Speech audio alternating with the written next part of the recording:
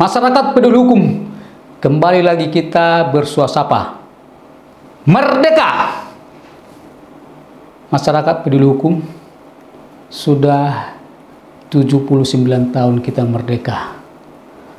Patut kita bersyukur dan bangga, sekalipun masih banyak yang harus kita benahi dalam negara kita, negara Republik Indonesia yang tercinta ini. Kalau kita melihat sejarah, betapa pejuang kemerdekaan Republik Indonesia secara tulus untuk menggapai kemerdekaan, bahkan berjuang dengan mengorbankan darah, bahkan nyawa. Oleh karena itu, sudah sepatutnya kita merenungkan apa yang telah kita buat untuk mengisi kemerdekaan ini.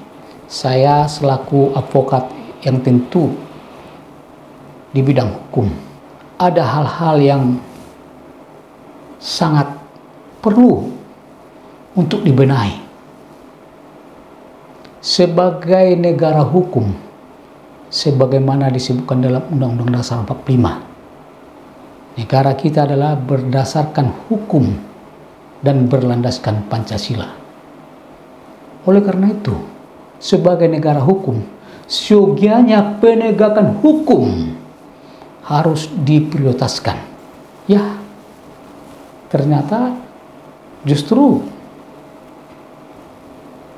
sebelum reformasi, setelah reformasi, pasca reformasi, bahkan 5 tahun terakhir ini, apalagi tahun 2024 ini, sangat banyak masalah hukum yang kita perbincangkan, yang menguras tenaga. Kita tidak bisa saling menyalahkan dalam rangka mengisi ataupun menggapai cita-cita pendiri bangsa ini, yaitu untuk mewujudkan masyarakat yang adil dan makmur. Kata adil tentu adalah berkaitan dengan penegakan hukum. Saya tidak menjustifikasi suatu lembaga atau oknum, tetapi selaku penegak hukum ini diberikan profesi yang terhormat, bahkan hakim profesi yang mulia, begitu juga advokat, jaksa, polisi adalah merupakan pelayan-pelayan di bidang hukum. Mari kita tidak saling menyalahkan, tetapi berkomitmen untuk mengisi kemerdekaan ini dengan mengabdi di bidang hukum sebagaimana profesi kita, sehingga tidak lagi terjadi seperti yang saat ini carut marut di bidang penegakan hukum. Satu lagi, sebagai negara hukum, kiranya politik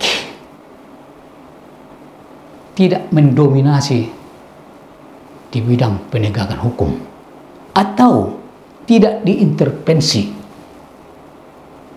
Memang produk hukum